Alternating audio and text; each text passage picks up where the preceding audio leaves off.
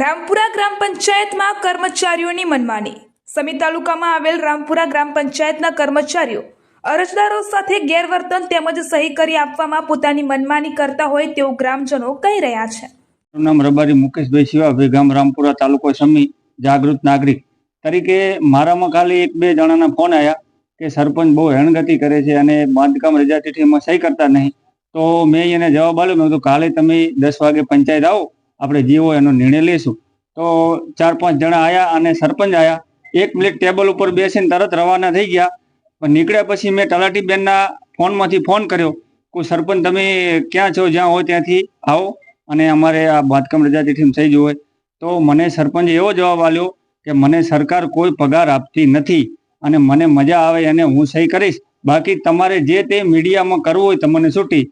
એના લીધે ટીડીઓ સાહેબને રજૂઆત કરી। ટીડીઓ સાહેબને અમે લેખિતમાં અરજી પણ આપવાના છીએ અને મીડિયા દ્વારા તમારો સહારો લીધો અને જે તે કાર્યવાહી હાથ ધારી અને આગળની કાર્યવાહી ચાલુ કરો। બાકી સમય જો ટીડીઓ સાહેબની રજૂઆત છતાં કોઈ બી કામગીરી નથી, અમે પાટણ જવા તૈયાર છું। બસ અસ્તુ।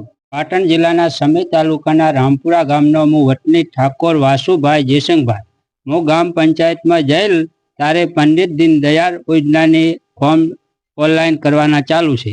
ત્યારે સરપંચ પાસે બાંધકામની રજા ચિઠ્ઠીની સહી મેં માગી ત્યારે મને અપશબ્દ બોલ્યો કે તારાથી થાય તોડી લેજે અને જ્યાં અરજી કરવી ત્યાં કરજે, મારે સહી કરવાની નથી, મને જેને મત આપ્યા છે એને સહી કરવાની છે અને મને ક્યાં સરકાર પગાર આલે છે તો હું સહી કરી આપું અને તારે જે થાય તોડી લેજે અને મને ધમકી આપી છે આવી કે જ્યાં જાવું છે જઈ તરે અને સહી કરી આપવાની નથી અને આવી દાબ ધમકી અને ગાર બોલ્યો મને।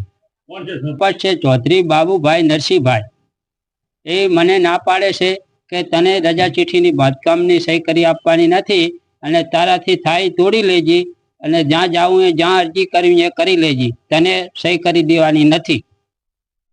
દાદાગીરી કરી અને મને બીવરાયો। પછી હું બારે નીકળી ગયો અને મારું ફોર્મ નાખી દીધું પાછું ભૂંય।